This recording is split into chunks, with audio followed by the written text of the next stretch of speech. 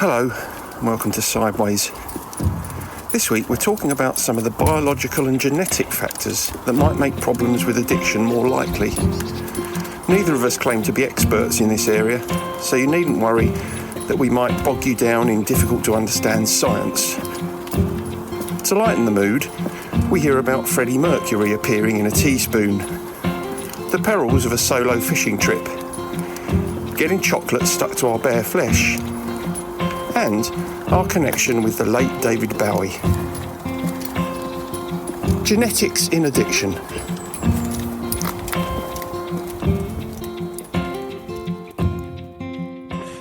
Watcher. How are you? Are you right. Good? That was an original opening gambit, wasn't it?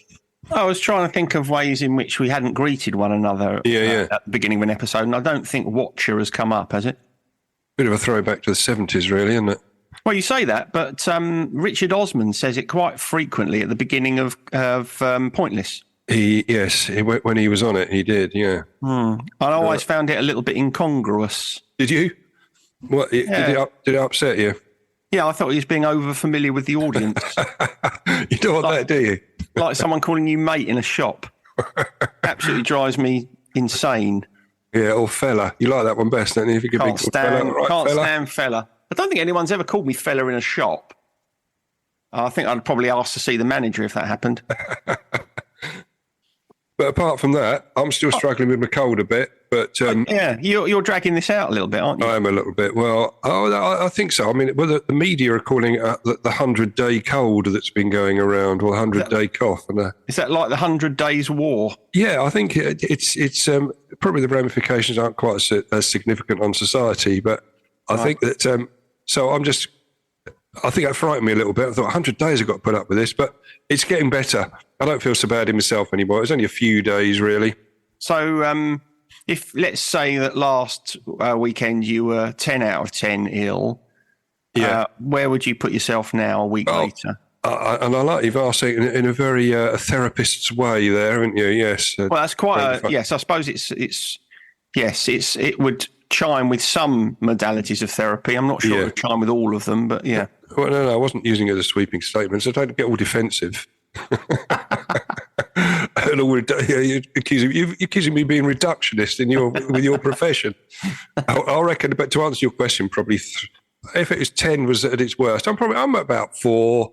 Well, that's not too bad. Yeah, I'm all right. I'm okay. It's just I'm just still feeling a little bit bunged up, but I'm sleeping again properly and all that. So that's all right. I've got a bit of a frog in my throat this morning. I don't feel ill, but I've woken up with one of those sort of I can't get rid of it, So you might have to do a bit of editing on this one then. Get some. I always have to do a bit of editing, but I just won't say very much, which probably most people will find difficult to believe. But well, I wanted to talk to you, and I don't know how much input you would have on. I mean, my headline or the heading of my notes was genetics in addiction. Yeah, I don't know anything about that at all. No, well, I don't. To be honest, right. This sounds like it's going to be a corker then. Well, I started off on that, and it is. I do touch on that, and the reason I touched on it because it's just I remember one of the earliest groups that I ran. I remember coming out of one of the meeting rooms, and was one of the parents of the attendee who had been sitting outside waiting to pick them up again. She came up to me and she said, what makes people become an addict? Right, which is a bit of a big question, isn't it? Really. Was her next question, "What's the meaning of life?" Well, it may as well have been because I remember briefly going through some of the basic factors, and went on to explain that the massive role that genetics play. And they looked a little bit disgruntled at the time and sort of scurried away. I remember thinking perhaps they carried some form of guilt or something, or perhaps I said something that they were hoping it wasn't part of the reason. I suppose, don't you think you would feel guilt anyway if you had a child that fell into addiction? I mean, I'm sure there'd be some of you that there'd be a part of you that thought, where did I go wrong? Oh, absolutely. Yeah. But again, that's playing the blame game, and it's not. It may not be. Genetics do play a big role, which is what I wanted to talk about. But it doesn't mean that you're definitely going to become an addict. No. If you carry that sort of genetic material with you. But so anyway, I wanted to put a bit of flesh on the bone on that. But just before we start, turn your phone onto silent. Yeah, no. I just got a message through from my daughter saying that my grandson has been so naughty, he's banned from making any video calls today. So, do we know what he's done? Not yet. No, I'll find that out later on. Okay, I look forward to hearing about that. But talking of interruptions, yeah, when we were interrupted last week by Jez ringing me. Well, I found out what it was about. It was actually on sort of sideways duty he was talking about, really, because he was. He wanted to know. He couldn't find the episode we'd done regarding how alcohol burns off in food, and alcohol and cooking and that sort of thing. Oh, right, yeah. And okay, I wouldn't know where to find that. No, I'm glad I didn't answer the call because I wouldn't have known either. Because by the time he'd contacted me again, he'd found it, and it was an episode that we did back in season 2, episode 26. This was back in November 2020, so it's some time ago. Right. And we called it "Come Dine with Me." Well, that makes sense. Yeah, it does make sense. So he'd gone through and found it, so you've got to admire his tenacity. Yeah. Very good. Why did he want to know that then? Was he deciding what to cook? Well, he was cooking because I was supposed to be going round that evening, wasn't I? But I was too ill. Yeah. It was New Year's Eve, so he wanted to just check to see if what he was cooking, whether it's going to cause issues or what he should do. So. Oh, right. So as you didn't go, he put the full bottle in. Probably. I suspect he did, yeah. Or drank it himself. Whatever he wanted to do. No problem. That was very thoughtful, wasn't it? I thought so. Yeah, it was. Yeah. So I couldn't be angry about being interrupted, could I? No, not really. It's the easy thing to forget, though. Yeah. Because you don't, if you put a little bit of red wine in something or whatever, you don't sort of consider the ramifications that might have for someone who's coming for dinner. Well, no, exactly right. So he was doing exactly the right thing. A little portion of Birth Bourguignon, you'd have been in the gutter the next morning. I would have. Covered in vodka bottles. I would have, yeah. But yeah, just the merest hint, just the merest taste, and that would have been it. I would have been off. Yeah, so I thought that was it's quite poignant since we've just been interrupted again. But there's a couple of little stories just as well that I come across in the news. We talked about on here in the past about strange faces turning up in objects. We've had Shrek in curry, haven't we, and that sort of thing. Yeah. And Jesus turning up in toast and all this sort of malarkey. Yeah. There was a lady in Tennessee had found Freddie Mercury on a stain on her teaspoon, which the picture showed it was the full image of him on stage in Live Aid. Really? What I mean, punching the air, yeah. What, the sort of in the shape of an X, kind of with his legs splayed and arm up in. Exactly that one, yeah. Was there a picture of it? There was, yes. And were you convinced? Not particularly. I suppose you could with any sort of image, you can interpret it whatever you like. I think other people said it looked more like Elvis or Starfish or something. But anyway, but it just made me laugh because we've had these before, haven't we? Yeah, that's very good. I'd like to see that. I might go searching for it afterwards. Okay. Yeah, tell me what you think. Yeah, I will. There's another little story about a man in New Zealand who fell overboard on a solo fishing trip. And it's not particularly funny, this one, but he was in the water for a number of hours. That's the one thing. Yes, the one thing you don't want to do. And if you're going on a solo fishing trip, the one thing you don't want to do is go overboard. Exactly. He was in the water for a number of hours, bobbing around with his life jacket on. But he drew attention to rescuers by glinting the sunlight off of his wristwatch. Wow. Which it just reminded me of the hours of fun I've had in the past of doing exactly that, annoying people in meetings and that sort of thing, and going back to when I was at school, when I was one of my first entrepreneurial events was to sell those mirror badges where I bought them in bulk load and flogged them to all my school friends. Do you remember those mirror badges with bands on? I do. Yeah, I do.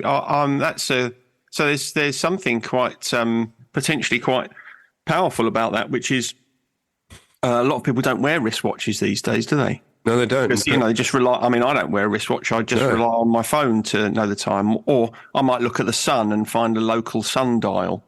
But if I were ever to go on a solo fishing trip, I perhaps should rethink my Perhaps you strategy should. for telling the time, shouldn't I? You should. I think perhaps that's why I find the winter a bit more depressing, because I have no opportunities to annoy people with reflecting the sun off of my wristwatch. Oh, there are plenty of other ways in which you annoy people, so I wouldn't worry about that one. I mean, that's it's just taken away one in a massive cannon of opportunities you have to annoy people. Yeah, but when one gets cold, I'm not happy about it. Although I suppose if I went on a solo fishing trip and I went overboard, I mean, I'd die anyway because I can't really swim. So no, that's true. A wristwatch would be, neither here nor there, would it? No, and I wouldn't go fishing in a boat. I don't like going fishing anyway, but certainly not in a boat.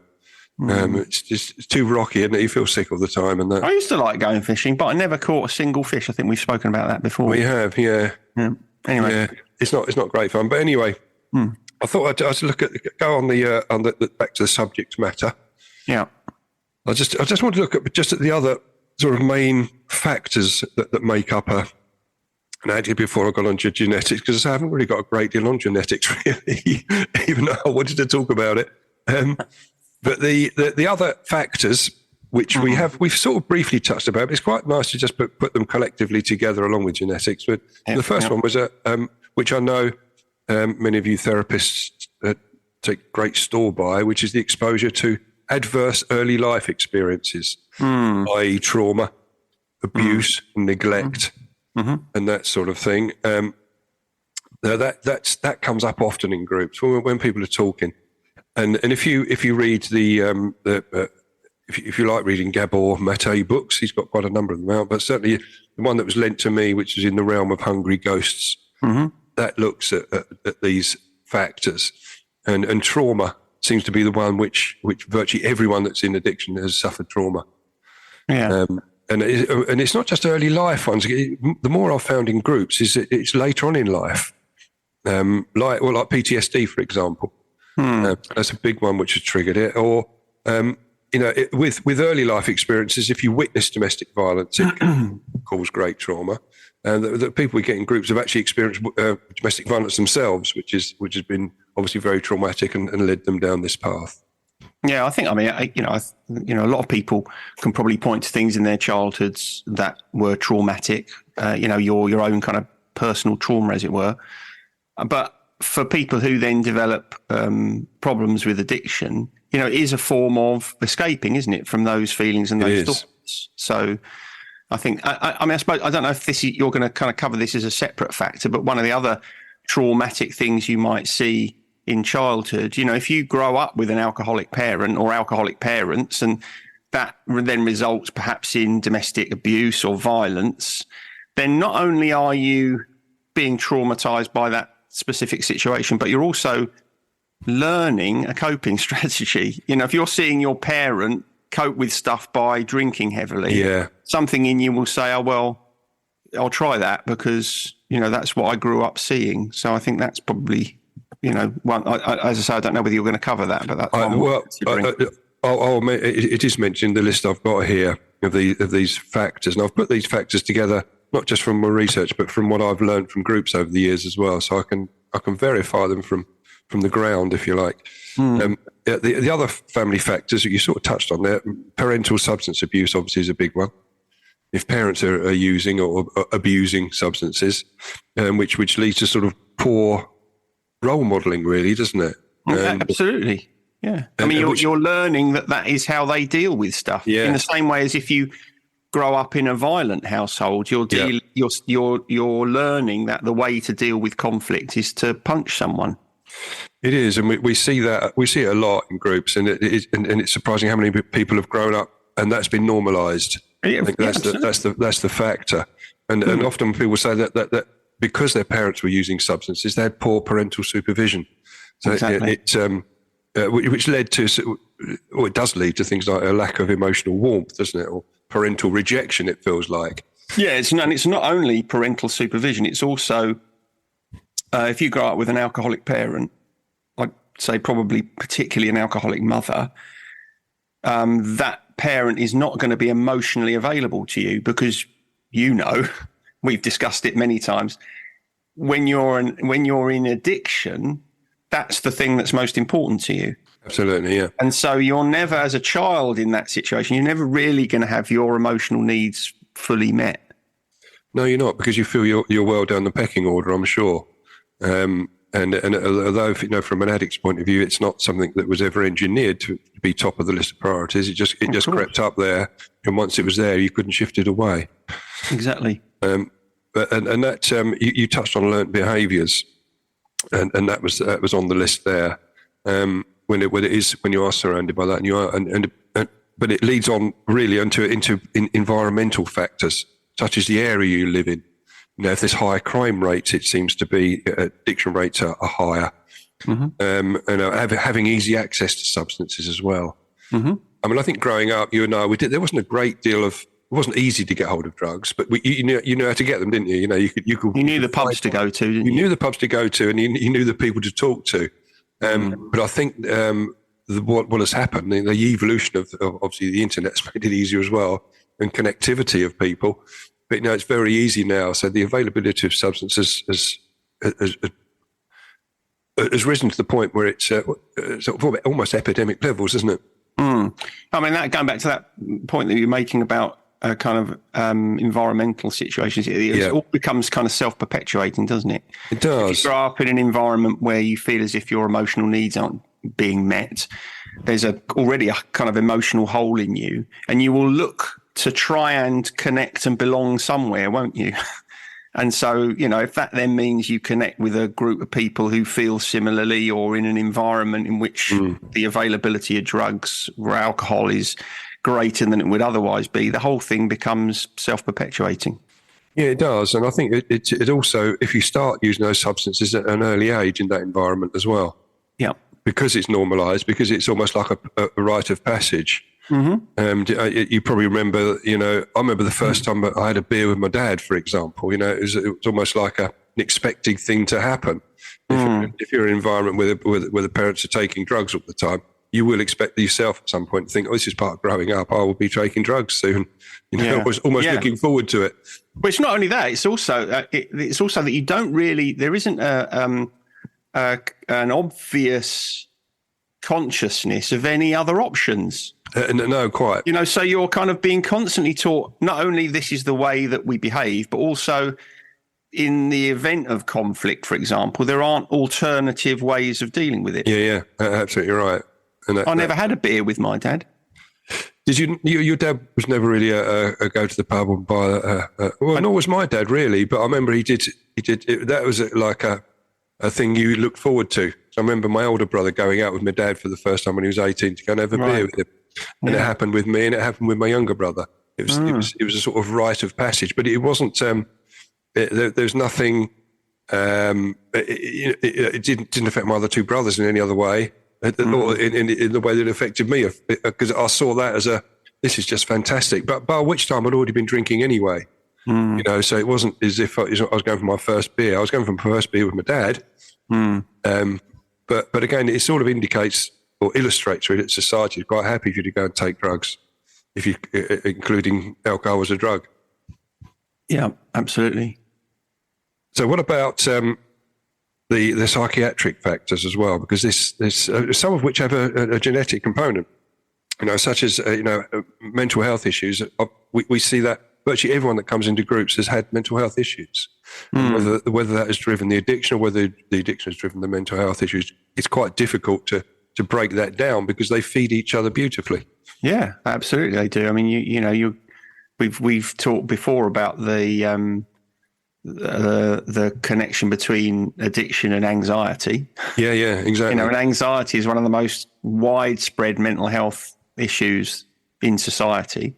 So to be able to distinguish between, well, what was it that created this? Was it my problems with substance, or was it the anxiety that came first and I used drugs or alcohol in order to try and calm myself down? Yeah, exactly. Yeah. But I think once you're in there, I mean, one of the learned behaviours also, if you're looking back at that, is the sort of pleasurable experience that substance abuse can bring, or substance use can bring early on. I remember the feeling. I loved that feeling of when I first had some alcohol, and it seemed to affect me more than my peers, certainly, who didn't seem to have such a thirst for it, if I can use that word. Yeah, it was almost from day one, I felt this is great. I've got to have more of this. Yeah, you've often spoken about that, and I certainly don't ever remember a kind of seminal moment like that in my life. No. I don't ever remember thinking, wow, this is amazing. Can't wait to do this again. I mean, when it got to the weekend, or even before it got to the weekend, I was always up for going out to the pub. But I don't ever remember having that sort of really powerful pull towards, I need that change of state. Yeah. And that wasn't because everything in my life felt super happy, because as you know, it didn't. But I don't think I ever saw that as, oh, that's what I need to do. I need to do that. That's going to, make me feel okay. So I suppose that, that's a kind of illustration of the difference. Yeah, it is. And I think that we've got to remember that these factors we're talking about here, you don't have to relate to all of them to become or have issues with addiction. Yeah, it's a mix and match. It's a buffet, if you like, of these things. And so a lot of people come in and say, "Oh, I had a great childhood. There's nothing wrong with it. I had no real childhood traumas, but other factors come into play later on, or other factors were working behind the scenes." I just know in my case, I had a great childhood. My traumas came later on, but I'd already had that feeling that drink was a really great way forward. I loved it. Yeah. Although I've often worked with people, I'm not saying it's never true, because obviously sometimes people do have very enjoyable childhoods. But one of the things that I've really noticed over the years is that, people will often say I had a great childhood, and then actually in the fullness of time, it turns out that everything wasn't quite as great. Right, yeah. It wasn't that something terribly obviously traumatic happened, like a breakup or domestic violence or whatever. But I think sometimes we overlook stuff that actually might have had quite a significant impact on us, because that was just our reality. It was the normality. Your parents might have had a bit of a poor relationship, or you might have had a slightly distant relationship with one or other parent, and that can have quite a significant impact on us. But we don't think about it so much because, that was, as I say, it was just our reality. It was our reality, but in fact, I was at a dinner party last night, and I was talking with one of my cousins that I don't see very often, talking to him about fade effect bias, because we were talking about our childhood and how we'd looked at certain things. We were recounting the same episodes, but saw it differently. Yeah. But I think we both agreed that we'd filtered out some of the bad bits that were potentially going on at that time. Yeah. Exactly that. Yeah. And you do often find that you see similar experience completely differently from, your siblings or other people who were there in that situation. Yeah, and another thing that does come up in groups sometimes, and it's something I've talked about with other people as well, is about the traits that when we look at stuff that's coming to us genetically, we can inherit stuff from our parents, like mental health issues, which then lead on to that can lead on to addiction. So it can come in via the back door genetically as well. It's not just a direct, I've got alcoholics or drug addicts in the family, therefore I've got a higher risk of developing that myself. It can come from a view, or it can still come through genetically, but it can come through via another angle. Yeah, I mean, if you've got a history of a lot of addiction in your family, then regardless of whether it's genetic or not, your likelihood of having problems with addiction is going to be greater, isn't it? It's like if you come from a family where there is a history of, one or more suicides. Yes. You are at greater risk of committing suicide. And that's not necessarily anything to do with genetics, but there's something, it kind of impacts a collective psyche, doesn't it? A consciousness. This is what happens in my family. It's almost inevitable that you'll consider that and think about, what was it that drove my family member to do that? And I wonder, now I'm feeling like this, whether that is an option that, might be right for me. So I think those things shouldn't be overlooked either. No, they shouldn't. But when you look at all these factors we've been talking about, if you put them sort of on a pie chart, and I was trying to find one online which would reflect what I'm trying to say, and there wasn't one available. So I'll have to do my own at some point. Make a pie chart, yeah. I will have to make a pie chart with these factors on there.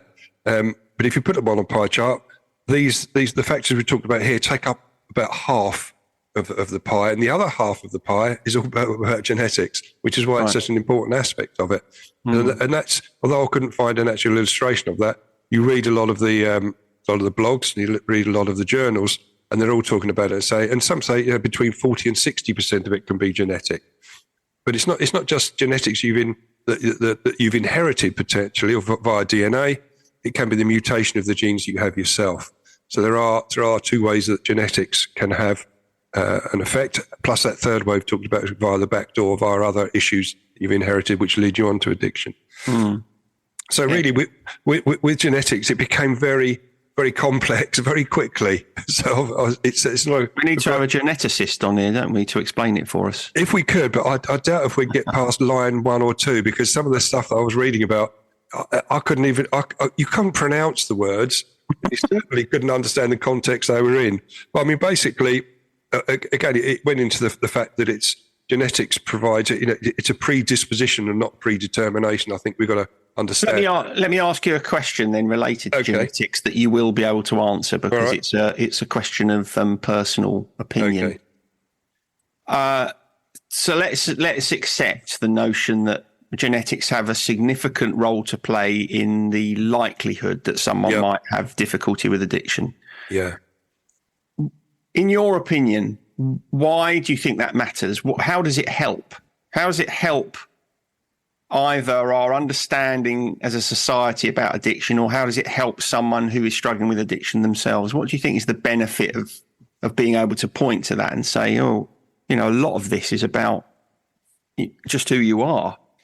Okay. Well, I think that the one word that covers both those areas really about society and about internally to the addict is acceptance.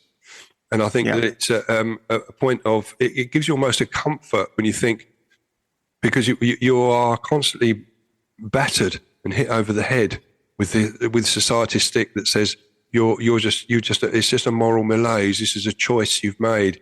This is, you should be ashamed of the way you've let this ruin your life. And I think when you look at it and you can find out that, this isn't something that certainly for me, and I know everyone else I speak to in groups, not something we chose.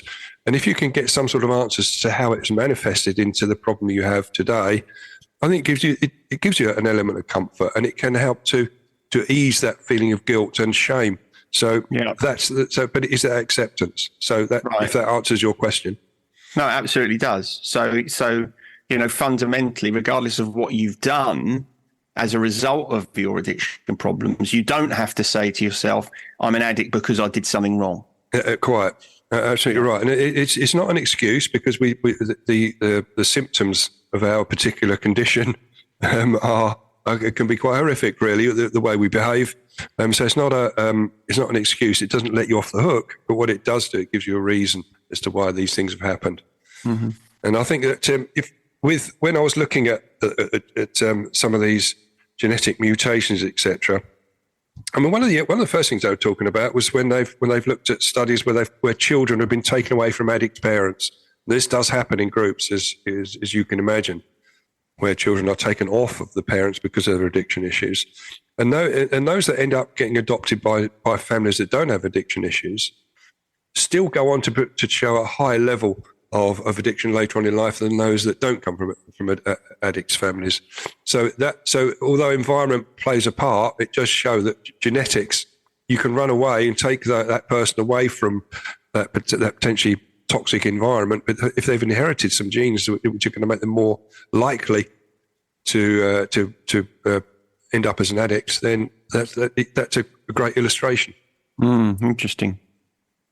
It is an interesting one, and although there's not really a standalone addiction gene that they found, although they are working more towards it. The understanding of DNA, as you can imagine, in the latter years of studies, has made things considerably easier. There's lots of genes that have variations that are commonly found in addicts, and they've tested and they've worked on. Strangely enough, they've worked on mice, but they've also worked on fruit flies for this as well. I think we must be genetically. It must be quite difficult. You must need some some real precision equipment to do that, because they're tiny little things, aren't they? Yeah, they are tiny little things. Perhaps they're easy to get pissed quick. So sort it out a bit. Well, they're always floating around my bananas when they're getting a little bit overripe. Yeah, do you reckon they're fermented bananas? Are probably they're waiting for the fructose to turn into alcohol, aren't they? which is why they're so annoying, because they're just buzzing about, aren't they, aimlessly? But it went into also but the genes there's certain genes that affect the way alcohol is broken down or deal with opioids, and it all become very complex at that point. So but basically there's a lot of gene mutations which we can have, which are unique to us, that aren't inherited, but it's just the way they've mutated in our own bodies that brings us to where we are today with our addiction. I wonder if so. Do you think those gene mutations then make it more likelihood that you'll pass that sort of complexity of genes on? Unfortunately, so yeah, yeah. There is a distinct path where that happens. Yeah, but it doesn't. But again, it doesn't mean the next person that inherits them are going to become an addict. These other factors that surround it will make it more likely. But you can create the perfect storm when you put all these factors together. Yeah, but they reckon also it's the inherited levels of dopamine, which is the neurotransmitter in the brain, the reward center, isn't it? Yeah. So it's like a feel good hormone. So if you inherit higher levels of that, effectively when you're born, it can fuel sort of poor impulse control and tilt someone towards addictive behaviour. So there's all these factors that come in, which I like to see that it backs up a lot of my own theories about addiction, and it does make me feel a little bit less shameful about my condition. Yeah. Which and you have to say that anything that makes people feel a bit less shameful is a good thing, isn't it? Because shame really doesn't. There's not really an upside to it. It doesn't really help. No. It doesn't. Particularly as one of the ways in which people often deal with shame is to try and get away from the feeling of shame, and the last thing you want to do is get away from it by drinking. Well, that's the problem, and again, that comes up often when we chase the feeling of not feeling guilty. Exactly. Which, as an addict, we know where that goes, and so those shame can come from all different areas. If it is coming directly from your drinking or drug taking, you feel shame about it. Then it's often we will drink more or take more drugs to cover that feeling up, and so the cycle goes on.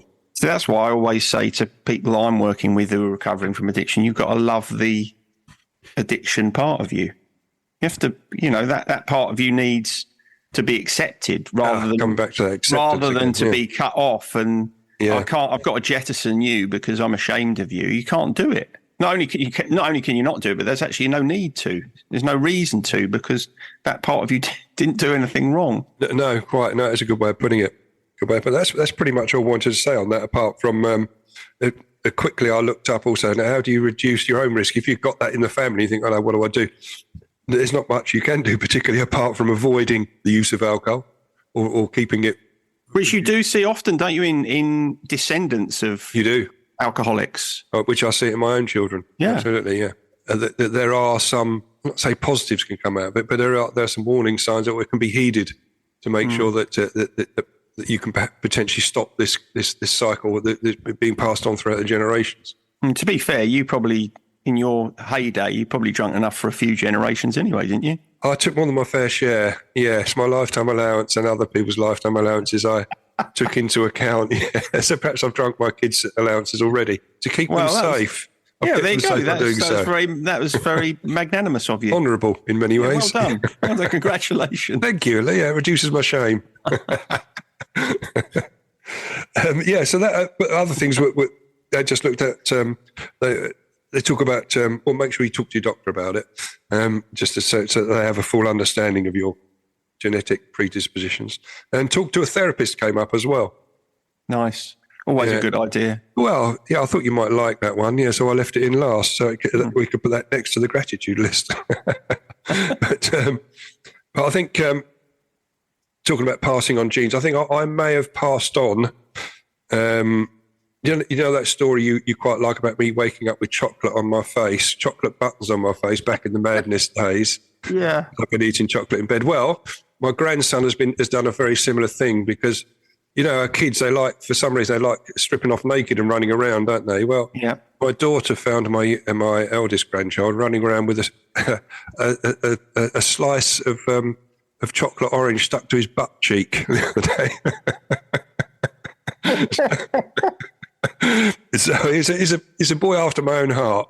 Was it milk or plain? It would have been. I don't know actually. It probably would have been milk. Just the one segment. It was, yeah, just the one segment. Yeah. Do you think he'd sat on it, or do you think he'd put it there deliberately? With him, it could be either. Difficult to know. Yeah, it is, yeah, and he wouldn't tell you I did anyway.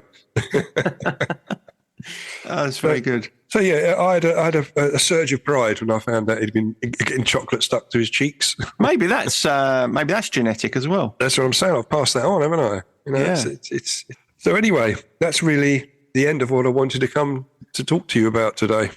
Okay, good. You all right? You all right with that? Very good. Thank you very much. I feel educated. Well, as I do as well with your input on that. But we can go on to, if you like, a gratitude list. That's a good idea. Let's do that. Whose go is it first? Don't know. Well, you go first then. Age before beauty. Hey, I've had this before because I do it this time each year, I think, which is getting my car through the MOT. So I've always did it make it through without any welding? And I had to have a bit of welding done. All right. Which I knew the front half welded to the back half. That's it. Yeah, it's a cut and shut. Yeah, no, it was. I knew it was going to have to. They warned me. They said we're going to have to do a bit of work on it before it goes to the MOT. But it got through again, so it's on its last legs. Bless it. But you said that last year. I know. And the last year I said I'm definitely going to change it this year. I'm just going to go and get it. It'll give me time now to get this sorted out, and I just didn't. Yeah. Did you procrastinate over it? I did procrastinate because all the time it's working well and it's doing the job you want. I lack incentive to go and get something different. Yeah, you don't really. It's a pain, isn't it, getting a new vehicle? Yeah, it can be. Well, I'm very pleased for you. I mean, if there were congratulations on passing your MOT cards, I'd go and get you one. Actually, why aren't there those? There should be, shouldn't there? Yeah, I suppose that there's not a great call for it, but not a great deal for car. You could moonpig me one. See if you can find. It could be a new market. It could be a new market. If anyone from Hallmark is listening, yeah, or Moonpig, think about that. Congratulations on passing your MOT. Yeah, it might encourage people to keep their cars on the road for a bit longer and save the planet. Oh, well, that's what I'm thinking. I'm keeping this. I'm not going down the throwaway route. I'm keeping it as long as I'm not doing that. No, in fact, my car will be next year. It'll be 20 years old.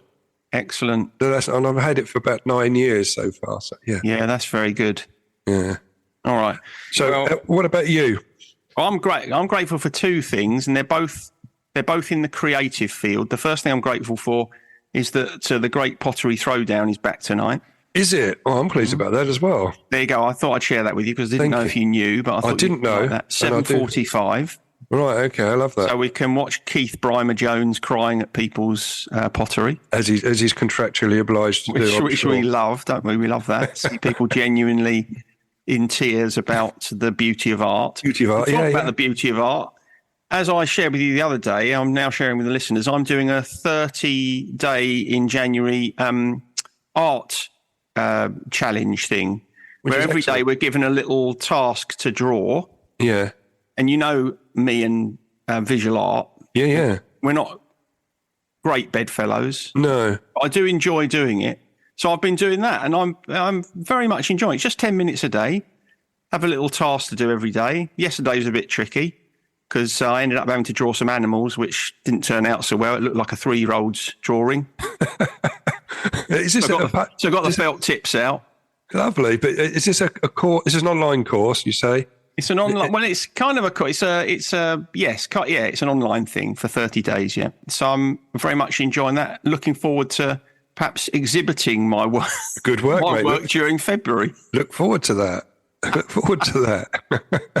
I might put it on the fridge. I might put all of my drawings on the fridge. I'm sure it'd be worthy of a place higher than the fridge. The ceiling? Oh yeah, something like upstairs, out the window. Upstairs. Out the window, did you say? Yeah, well, you can show it in the window so people would see it passing by. Oh, I see. I thought you meant throw it out the window. Well, yeah, that's how you want to deal with it. But I'm sure it's of decent quality that other people want to see it rather than be stuck on your fridge. Yeah. So anyway, the point is, the reason I'm grateful for it, apart from the fact that it's enjoyable, is that I'm a big fan of doing things that push you out of your comfort zone. Yes. And you don't feel very confident about. Yeah. And of course, the other thing with it is that when you finish your picture, you're encouraged to share it online in the community. Okay. Which I've done every day, even the really shocking efforts. And there's something very cathartic and liberating about that. It's like, yeah, this is all right. This is what I've done. No one else will do one like this. No, quite. And I'm sure that the feedback has been mainly positive. I think there's a rule that actually the feedback always has to be positive, otherwise you get kicked out, which I think is fair enough, isn't it? Yeah. It's just people. It's just people, playing around with pens and pencils. That's all you need, mate. That's all you need. I know my youngest is an art teacher. She'll be thrilled that and the fact you're doing it because you enjoy it. I do. I'm loving it. The next, which leads quite nicely onto our next feature of the 100 skills that every person should master. Because the one I've chosen for this week off of the list is shaking hands. Oh, okay. Yeah, no. Because I don't know how you feel about this, but I know when I do get a bit of a first impression with people when I shake their hands. Yeah, the firmness of the handshake. Absolutely right. Yes, and we was always taught back in the corporate days, especially if you're in the sales environment, a weak handshake is a sign of weakness. You want to go in there and shake hands properly. Mm-hmm. Do you agree with all that?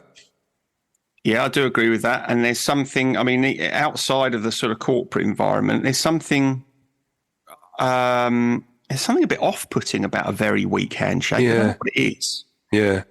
But similarly, at the other end of the scale, sometimes you meet someone who will shake your hand so firmly it hurts. Yeah, that's right. I don't think that's necessary either, is it? No, I always used to get accused of that, of being a bit too firm. So I had to tone it down a little bit. And I think that there's a happy medium to be met. And you're supposed to look people straight in the eyes as well when you're doing it. I don't know about that. I don't know if I do that. I suppose the handshake has become less popular since COVID, hasn't it? Well, that's it. Yeah, the fist bump became more of the norm at that point, if any contact at all. Well, it was elbows, wasn't it? We used to bump elbows. It was elbows, yeah. It was quite... In that period, when I was in the clinic working, clients that I previously would have shaken hands with, there was a sort of period of time where it was a little bit awkward knowing what to do. Yeah. But I must say I am back to handshakes again now. Yeah, good. Yeah, you feel better, don't you? Well, I don't know. It's just, it feels with some people, I wouldn't shake everyone's hand when I'm finished, but, some clients do. Do you give them a kiss? Some of them a kiss? On the lips? give them a hug and a cuddle? I can't think of anyone I kiss or cuddle. No, okay. No. That's a bit too familiar, isn't it, really? Yeah. It's not. I don't know if it really fits within an ethical framework, if I'm honest. Okay. Should we move on to On This Day in Music, but which year then? The little quiz for you. I know you enjoy testing yourself. Yeah, I do, yeah. Now, I didn't realise that Iron Maiden had a number one with Bring Your Daughter to the Slaughter. Did you realise that? That went to number one in the UK? I didn't know that. No, I didn't know that. But do you know which year it was? Even tougher, really. Well, no, I don't. The honest answer to that is no. I don't know which year it was. No, I didn't even know it had been to number one. I know the track. As soon as you said it, I can't remember where in their anthology that is. I'm thinking it's quite early on. Well, I thought that, but I think it's a little bit later, really. If you're, I think the first time I saw them was about 79 or something. So, which. So with Paul Di'Anno. When Paul Di'Anno was singing. So, but this is later, obviously, with Bruce Dickinson. Bruce Dickinson, who's an airline pilot, isn't he? He is an airline pilot as well. Okay, I'm going to jump in here. So we saw them, I think, at Reading. About 92, I would have thought. Oh, no, maybe it was earlier than that. In the 80s, I think we saw them at Reading. Was it sort of late 80s, and it must have been? Yeah. I'm going to go, 1990. Well, you got a point there. It's 1991. See, I thought I'd have gone earlier than that. I really would have gone earlier. 1990. So I got a point. That's pretty. I quite often get a point with the first question. You do, yes. And then I fall apart with questions 2 and 3. Well, I've tried to make this. The second one is which year was this person born? This one's a very famous one that's come up, really. So their birthday is on the 8th of January. Okay. But which year? For David Bowie. Tell us what the time is. Oh, that's him. That's the fella. You know the one. Oh, yeah. Quite tough, isn't it? Really quite sad. His death, wasn't it? Really. Yeah, it was. Especially, I think the last album he brought out, knowing that it was going to be his last one. He was on borrowed time at that stage. I'm thinking he would have been a little bit older than I imagine. So I'm going to go very late 40s. I'm going to go 49. Oh, you're 2 years out. That's very clear. 47. Yeah. I did think of going 48. Yeah, 47. Ah. Have you seen that little plaque up in Maidstone where David Bowie played with the Manish Boys? No, I haven't actually. Whereabouts is that? It's in the Royal Star Arcade, the shopping centre. Where the Star Tap used to be. Yeah. Well, which is where we played. So we trod the same boards as Bowie, didn't we? We virtually played with David Bowie, didn't we? As good as. I can't believe we're not named on any of his albums. Oh, I can't think. We should have had some sort of nod in their direction. Absolute outrage.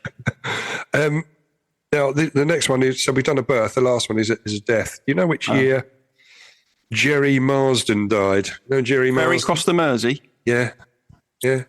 These are tough, aren't they, these deaths? Well, I'm going to tell you, he was 78 when he died. Okay. He'd be old now, I reckon. So he was 78 when he died. He was 78 when he died.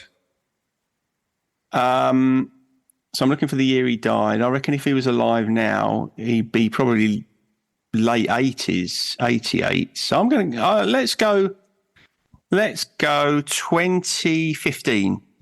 2021. So it's not too bad, not too far out really. It's difficult because it's. I'm really got into the swing of getting a point on the first question and then bombing out on 2 and 3. Well, the years are always the most difficult ones in any quiz to guess the year. I feel shame. I might go and have a drink. Well, that's the podcast has done its job there, then, isn't it? It's put you on the path. I don't think that's the idea of it, is it? Oh no, perhaps it's not. We've been doing it wrong all this time. Yeah. We're closing in. It won't be long before we're on episode 200 because we're sort of 190s around that area. Are we? Are we in the 190s now? So we're coming up to a double century soon. Wow. Yeah. It's amazing, isn't it, really? It is, yeah. I'll tell you what's even more amazing. That's that people still tune in and listen. I know. We've got to wave through it for all this time. All right. All right, mate. Well, I'll catch up with you soon. Yep. See you later. See you later. Laters. Bye. Bye. Sideways was created by Graham Landy and Martin Pankhurst. If you want to read more about our work or sort through the extensive archive of past episodes, just visit grahamlandywellbeing.co.uk/sideways-podcast. You can follow us on Twitter or Facebook or Instagram at Sideways Podcast, and you can email us if you have a question or if there's something you'd like us to cover. But most of all, we want to tell you how grateful we are that you come and listen, and we ask that if you've enjoyed what you've heard, that you spread the word. And we'll see you next week.